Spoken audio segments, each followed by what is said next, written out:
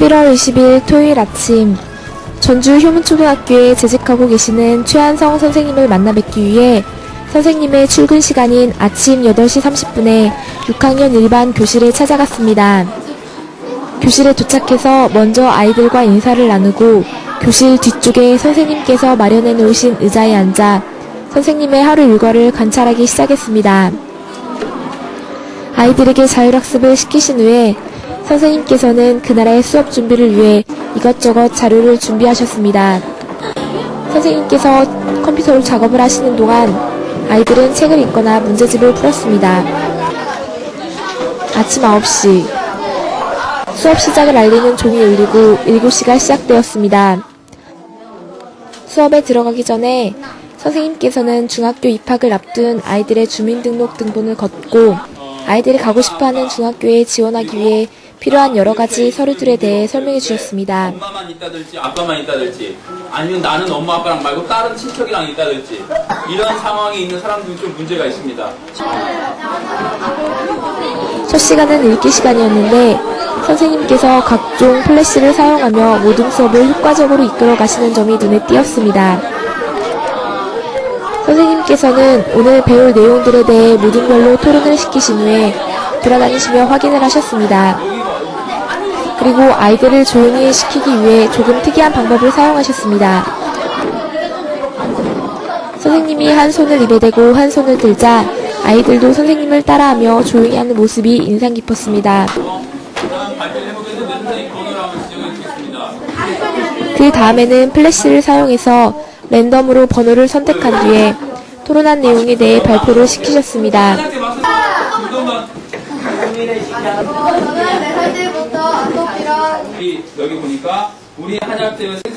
그 밖에도 수업을 진행하시면서 어깨짝, 얼굴짝끼리 말하기, 돌아가면서 말하기, 칭찬박수 등 여러가지 협동수업 기법을 사용하셨습니다. 우리는 어깨짝하고 한번 얘기해볼게요. 어깨짝만. 민지야, 어깨짝이 뭐야? 어깨짝. 옆에 있는 친구 말하는 거야, 어깨짝이? 얼굴짝은요? 얼굴짝이? 자, 그러면 이 사람은, 이 글에서는 이 문제에 대한 해결 방안을 제시하고 있어요. 이거 찾는 것도 아주 중요합니다. 해결 방안 한번 찾아보세요. 자, 돌아가면서 말하게 해보겠습니다. 3번부터. 3번부터 한번 돌아가면서 말하겠습니다. 돌아가면서 말하기가 뭐야? 3번부터라 그랬는데 번호가 정해져 있는 거야? 단 사람마다? 번호가 1번이고 2번, 그 다음에 3번, 그 다음에 4번이야? 아, 그래 3번부터 돌아가면서 말하게 하는 거야? 해결 방안 표시해보세요. 표시. 한 가지씩만 얘기해봅시다. 주의가 먼저 한번 얘기해보자. 오케이, 잘했습니다. 자, 잘 찾았어요. 칭찬박수 한번 해줍시다. 시작. 자, 그러면 이런 것들을 하기 위해서는 아까 말한 대로 돈을 얘기를 했는데 그러면은 하는 시간에 그런 거 얘기해보자. 이거는 어디서 좀 이렇게 도와줘야 될까? 행정부. 행정부에서 도와줘야 되겠죠? 행정부 중에서도 어느 부서가? 또한 선생님께서 다른 수업과 연관시켜서 읽기 수업을 진행하시는 모습을 보며 초등학교 선생님의 능력여하에 따라 참 다양한 수업을 할 수 있겠구나 하는 생각이 들었습니다. 관련 법을 만드는 국회에서 또 모든 걸로 얘기를 하고 4번이 얘기하면 1번이 그게 과연 적절한지 얘기를 해줍니다. 자, 4번부터.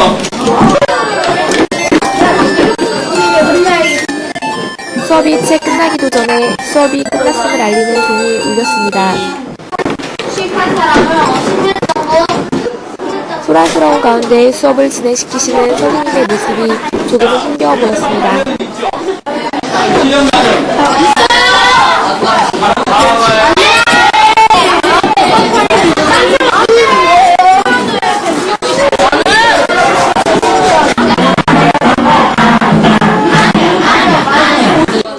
쉬는 시간이 끝나고 마음이 들뜬 아이들을 집중시키기 위해 선생님은 플래시 애니메이션을 보여주셨습니다.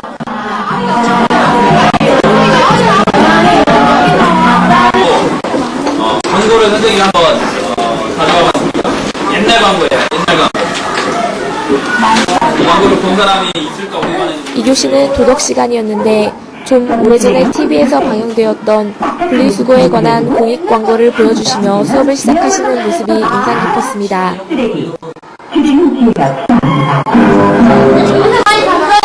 어디에 봤어? 선생님들도 저렇게 수업 자료를 많이 활용하셔? 아니요, 우리 선생님은요, 밥 먹으려고요, 가요도 들어주시고, 어쩔 때 말하면, 플래시 같은 거 보면 재밌지? 플래시 같은 거 보면 재밌지? 재밌는데 하도 많이 보면 재미없어요. 그래? 머리 쉬는 시간은 선생님들 쉬어야죠. 또 다음 수업 준비하고요. 하고 그다음에 잡무들 같은 거 아이들 뭐 아까 같이 중학교 배정원서 이런 거라든지 아이들 그리고 생활 관리 같은 거 많이 하고요. 시간이 좀 되면 애들 생활지도 같은 것도 좀 하고 그러고 있습니다. 2교시 쉬는 시간에는 6학년 담임 선생님들이 모임이 있다고 해서 선생님을 따라 다른 교실 뒷칸에 마련된 회의실로 향했습니다. 학부모님들의 치맛바람, 교장 선생님과의 갈등, 문제야 지도 문제 등 교실에서는 접할 수 없는 이런저런 얘기가 오가는 것을 보며 교사란 결코 쉬운 직업이 아니라는 것을 깨달았습니다.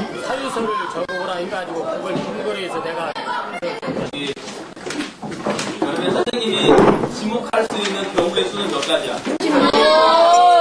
30? 3교시는 수학 시간이었는데 경우의 수라는 어려운 단원을 직접 예를 들어가면서 쉽게 설명하시는 모습이 인상 2, 3 깊었습니다. 나올 수 있고 또 1, 3이가 나올 수 있고 써보세요. 그 다음 거는 주의하고 여정이가 없는 거. 그걸 말해도 좋아요. 방법이 생각나면. 자, 지금부터 한번 다 한 모듬은 짠짠짜잔해서 제일 먼저 하는 모듬이 어디가 보겠습니다. 자, 시작.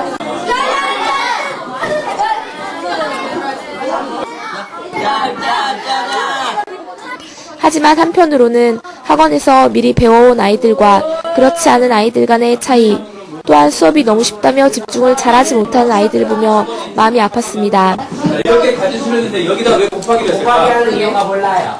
곱하기 하는 이유를 한번 있어요. 저도 어렵니다. 학원은 더 어려운 걸 문제를 많이 내줘요. 그러면 다했습니다. 그래요?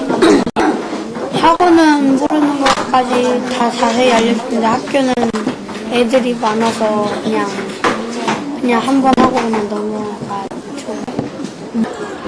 암기 위주의 학원 교육이 분명 잘못된 것임에도 불구하고 많은 아이들이 학교 공부가 아닌 학원 공부를 더 선호하는 어떻게 이렇게 듯했습니다. 나오는가 설명을 하세요. 그 다음에 짝수 번호나 홀수 번호에게 또 어떻게 풀었는가 얘기해요. 시작.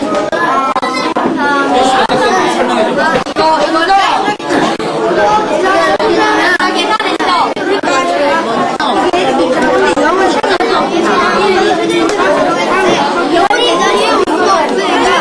그 나라를 찾아가서 여러 자료들 알아보는데요. 4교시는 사회 시간이었는데 그 전 시간에 배운 나라 중 자기가 가고 싶은 나라를 선택해서 그 나라의 이름, 국기, 위치, 가고 싶은 도시, 특성 등을 파워포인트로 작성해 발표하는 것이었습니다. 그러면 선생님한테 처음 배운 거야? 배우니까 어때? 그냥 재밌어요. 재밌어? 어렵진 않아? 원래 잘했어? 자격증도 있어? 요즘 애들 자격증 많이 따다봐. 그래? 열심히 잘했어요. 대학생들 중에서도 파워포인트를 다룰 줄 아는 사람이 많지 않은데 초등학생들이 파워포인트를 할 줄 안다는 사실이 너무 신기했고 대학교에서 파워포인트 수업을 괜히 받는 게 아니구나 싶었습니다. 또한 인터뷰를 하는 도중에 파워포인트 자격증을 딴 아이들이 꽤 있다는 사실에 놀랐습니다. 잘 만들어가고 있어? 파워포인트 원래부터 잘했어? 아니요. 그러면 선생님이랑 처음 한 거야? 아니요. 그러면 수업 시간마다? 다른 선생님들도 파워포인트 활용을 많이 하셔? 요새는 다 그런가 봐. 파워포인트 자격증 안 땄어, 민지는? 땄긴 땄어요. 땄어? 와, 옆에도?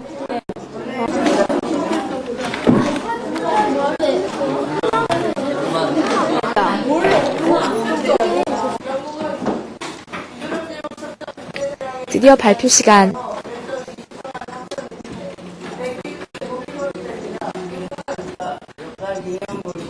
아이들이 발표하는 모습을 바라보는 선생님의 사랑스러운 눈빛이 참 보기 좋았습니다.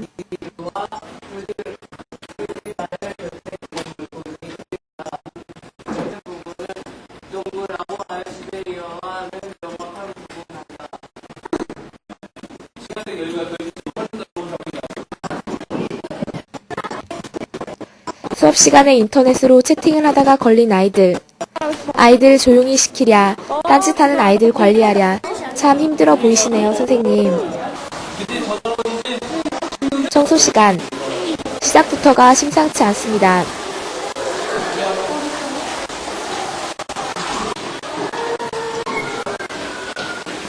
교실 이외에 담당 청소구역을 돌아다니시며 손수 걸레와 빗자루를 들고 청소를 하시는 모습이 인상 깊었습니다.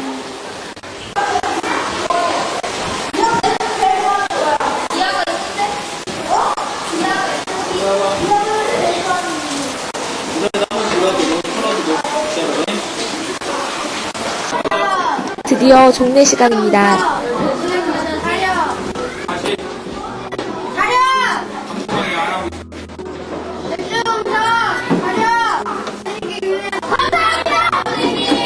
선생님께 인사를 하고 집으로 돌아가는 아이들의 발걸음은 바쁘기만 합니다.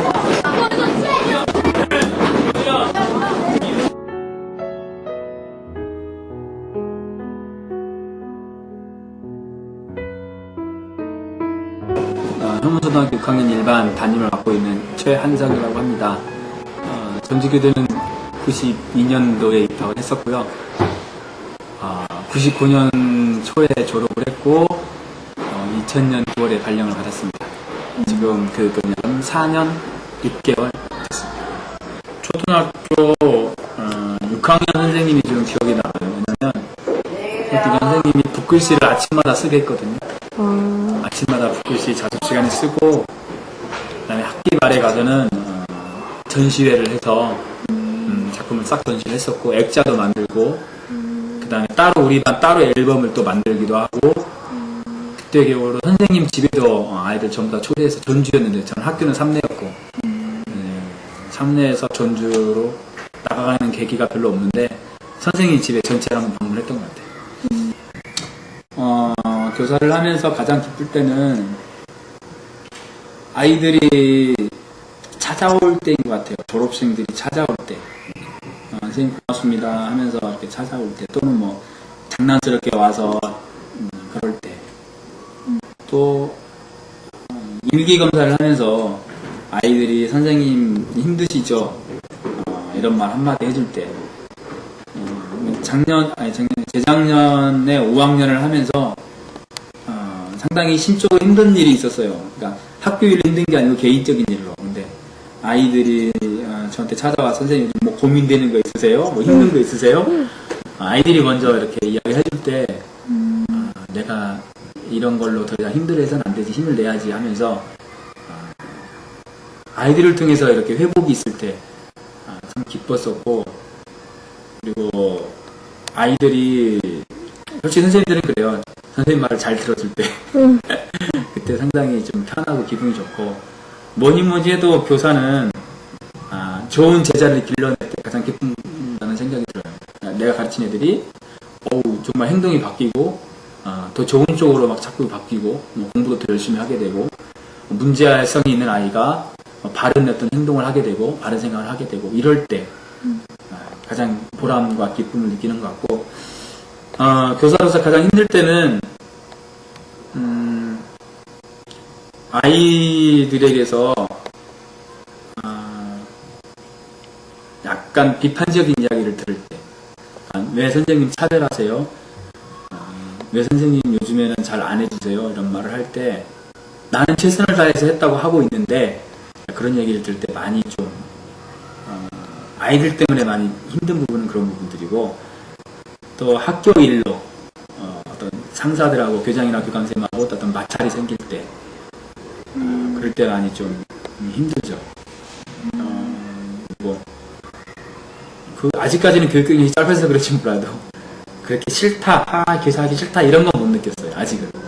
재밌고 좋고 더 잘하기 위해서 그냥 노력하고 싶고, 다만 내가 그냥 노력 여기서 안 하고 그냥 현실에 안주해 해버려야 되겠다라고 생각하게 할 때는 좀 있죠.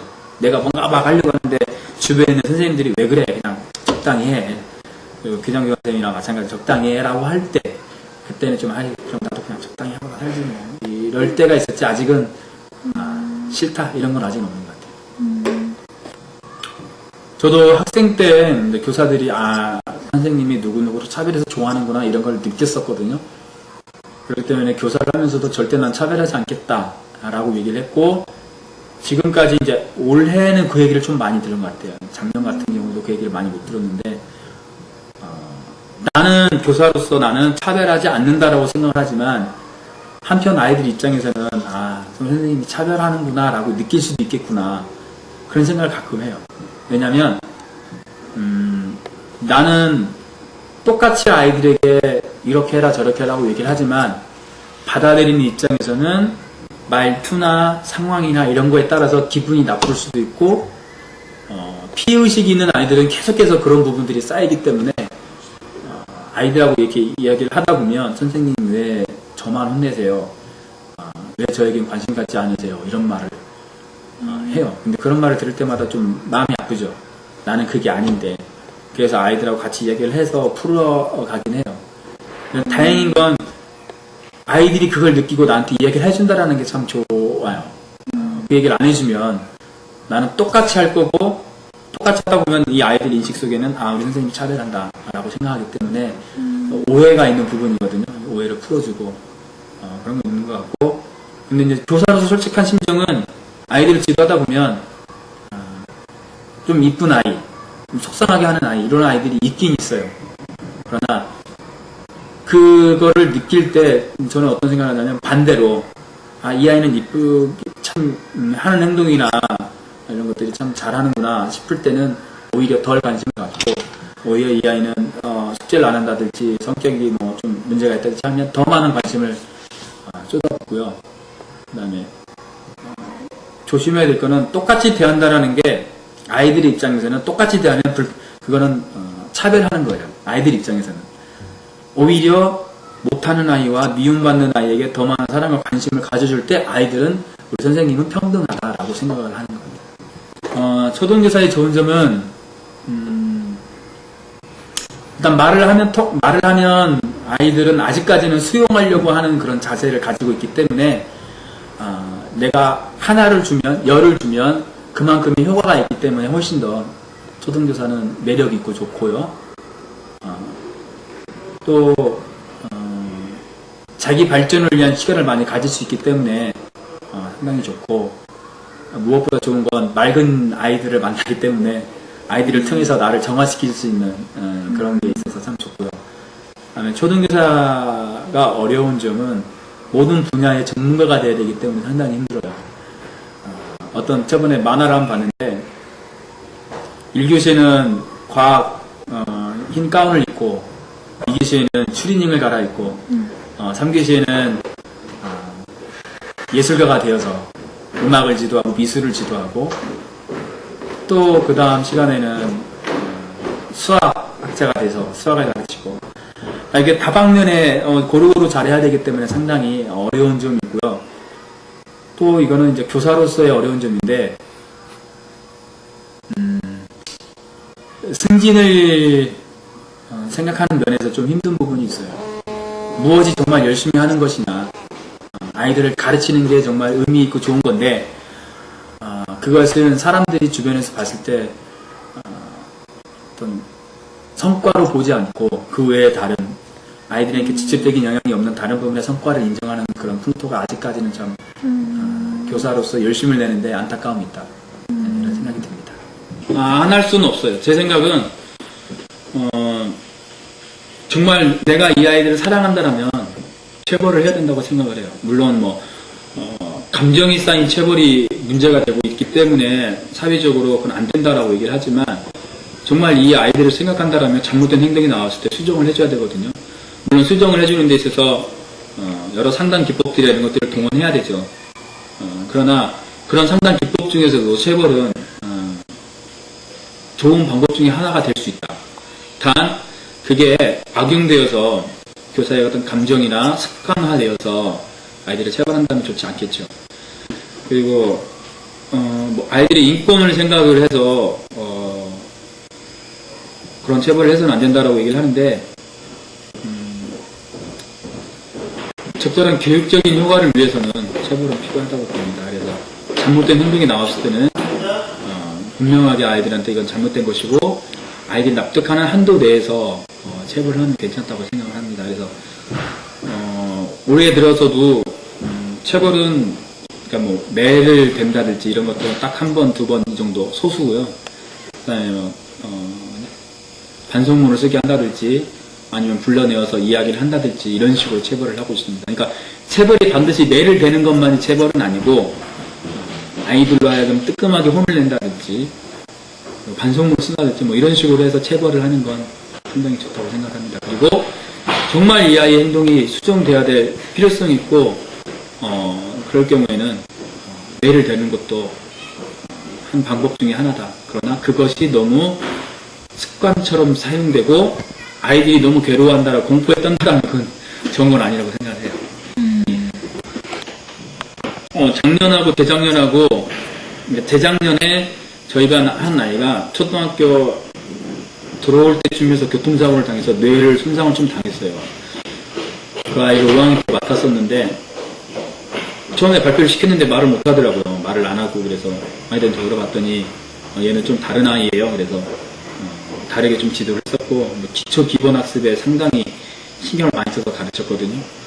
그리고 그 아이를 존중해주기 위해서 그리고 주변에 있는 아이들이 이 아이를 어떤 존중해주게 하기 위해서 많이 노력을 했었어요.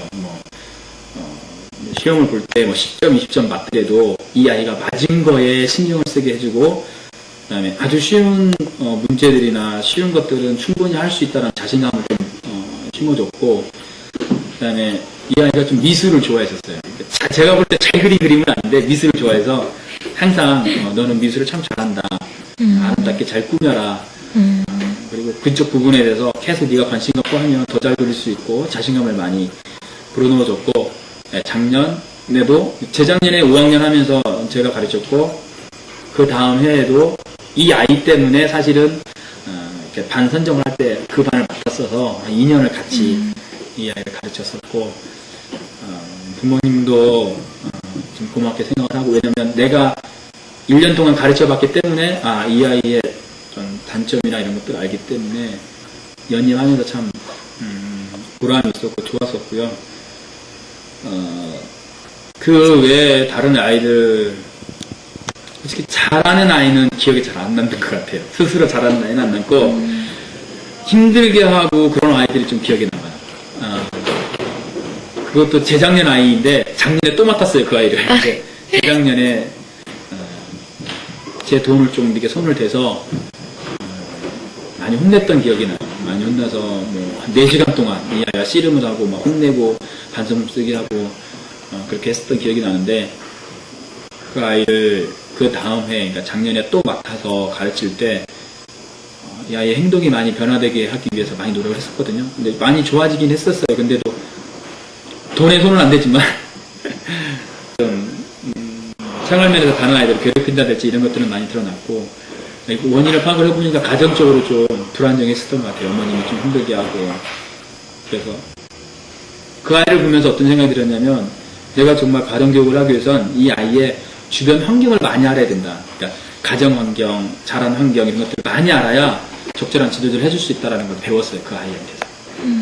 앞으로 이제 교육이 아직 많이 남았기 때문에 더 좋은 아이들, 기억에 남는 아이들 더 많이 만나줬을 거라는 기대를 갖고 있습니다. 다루기 힘든 아이들 솔직히 저는 남자 선생님이어서 그런지 남자들을 다루는 건 그렇게 어렵지 않거든요. 그러니까 거친 아이든 소심한 아이든 활발한 아이든 남자아이들은 제가 남자였고 제가 그렇게 컸기 때문에 큰 문제는 없어요. 근데 여학생들을 다루기가 좀 힘든 부분이 있어요. 그러니까 여학생들 중에서도 소심한 여학생 또 의욕이 없는 학생들 전혀 뭐 아무런 의욕이 없어요. 왜 공부해야 되냐 물어봐도 뭐 아무런 의욕이 없고, 왜 사니? 그래도 아무런 의욕이 없고, 그러니까 사춘기에 접어들면서 그런 반항적이고 전혀 의욕이 없는 여학생들을 다루는 게, 남학생들은 그래도 의욕이 없고 반항적이어도 제가 이야기하고 상담을 하면 잘 통하는데, 여학생들은 그게 상당히 좀 힘들고, 그렇게 파벌이 형성되면, 이렇게 무리가 형성되면서 자기들끼리끼리 막 가는 그런 경향들이 있어서 상당히 좀 다루기가 힘든 것 같아요. 그런 아이들. 가정방문이나 이렇게 학부모님 면담 같은 거는 어떻게 하세요? 그러니까 막 음료수 같은 거, 먹을 것 같은 거 사가지고 오시고 막 촌지 막 그런 것도 막 문제가 되고 있잖아요. 그런 면들. 가정방문은 올해 처음으로 제가 한번 해봤었거든요. 그러니까 학기 초에, 학년 초에 3월달, 4월달 이때 제가 안내장을 내보내고 부모님 허락하는 부모님 시간대 얘기해서 제가 가서 방과 후에 이제 가서 가정방문을 했었고요. 가정방문을 해야 그 아이를 이해할 수가 있어요. 그러니까 교실에 있는 아이들은 36명의 아이들 중에 한 명이지만 가정에 가서 보면 한 아이가 너무 소중한 아이들이기 때문에 제대로 그 아이를 볼 수가 있는 것 같아요. 그리고 가정 형편이나 이런 것도 알아서 적절하게 제가 지도를 해줄 수가 있고요. 학부모님과의 면담은 학부모님이 이제 문제가 있을 경우에는 이제 찾아오시는 경우가 많고요. 작년에는 제가 직접 가정에 전화를 해서 문제가 있어서가 아니고, 요즘 이 아이가 뭐 제가 특별히 더 지도할 부분들이 있으니까 이렇게 해서 전화를 해서 상담을 제가 먼저 전화를 했던 경험들이 있어요. 근데 하면서 느낀 건 부모님들이 상당히 부담스러워 한다는 것. 처음에는 부담스러워 하는데 한번 전화를 하면 뭐 10분, 20분이고 뭐 계속 얘기를 하게 되더라고요. 그러니까 외어머님들이, 부모님들이 아이들에 대해서 선생님과 상담하고 싶긴 하지만 어려워서 학교에 찾아오는 것 자체도 어렵고, 그래서 상담하기를 많이 힘들어 하시거든요. 그래서 그럴 때는 교사가 먼저 가정방문이라든지 전화라든지 편지라든지 이런 것들을 해서 먼저 다가가는 게 좋겠다. 그래서 학기 초에는 항상 저는 편지를 써요. 학부모님들한테. 저의 소개도 하고 제 교육 철학대로 얘기를 하고 제 연락처라든지 이런 것도 다 보내줘서 이야기를 하는데, 그렇게 이제 교사가 먼저 다가가는 게 훨씬 더 자연스럽다 그런 생각이 들고요. 존재 문제 때문에 가정방문이 사라진 것 같아요. 제가 볼 때 존재 때문에 가정방문이 사라진 것 같은데, 존재 문제에 좀 더 깨끗해지면 이런 것들이 전혀 문제가 되지 않을 것 같다는 생각이 들고요. 어디까지가 존재자, 이거에 대해서 뭐 다들 생각이 다르기 때문에 함부로 얘기해서는 안 될 것 같고, 저는 기본적인 생각은 촌지는 찬성하는 입장이에요. 촌지가 돈이 되고 뭐가 되든 간에 저는 기본적으로 찬성을 해요. 그러나 저는 거절을 해요.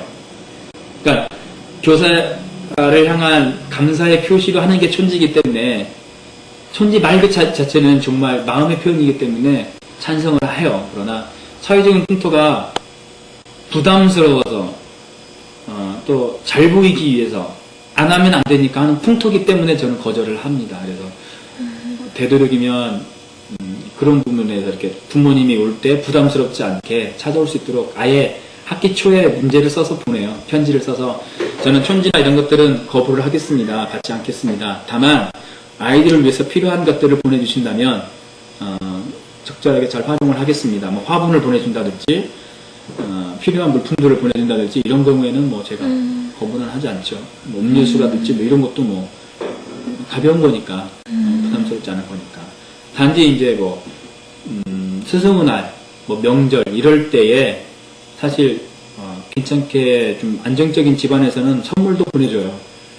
뭐 옷이 뭐 이렇게 티셔츠라든지 넥타이라든지 이런 거 보내주는데, 제가 판단을 해보죠.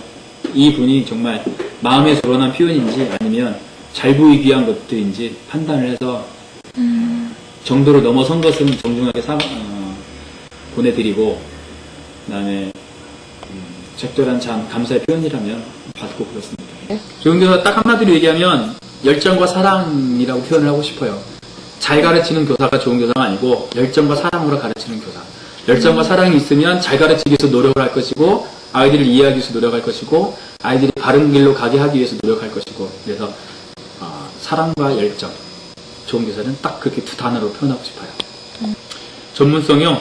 초등학교 교사 전문직이고 전문성이 있어야죠.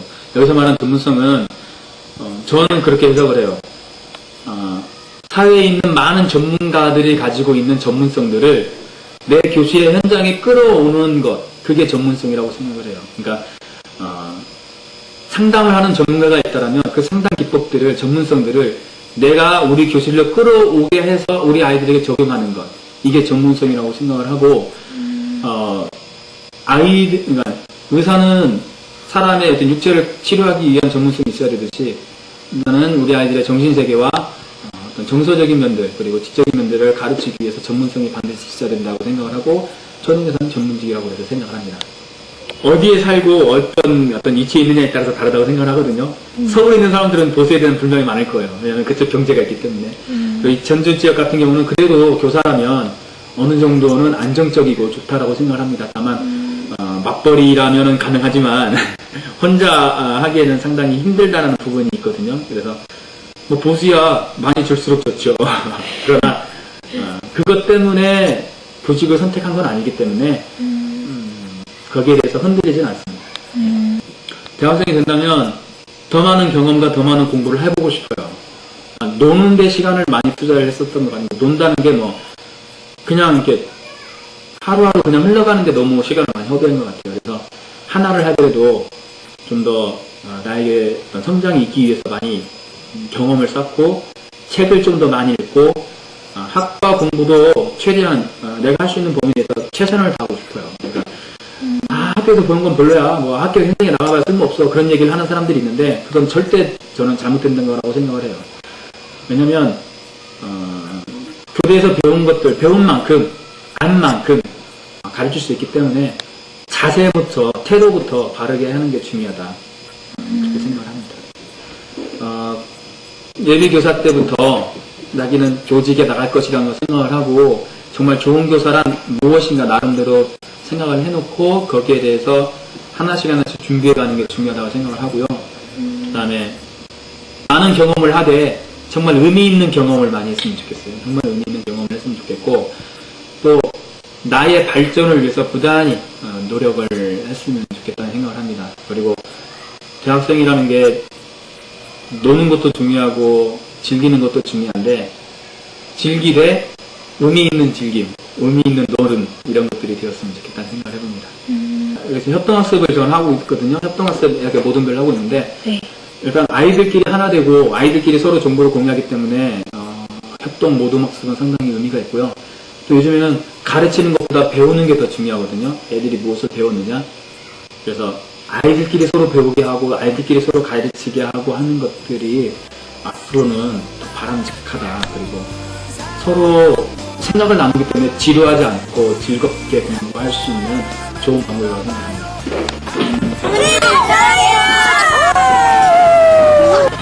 사랑해요.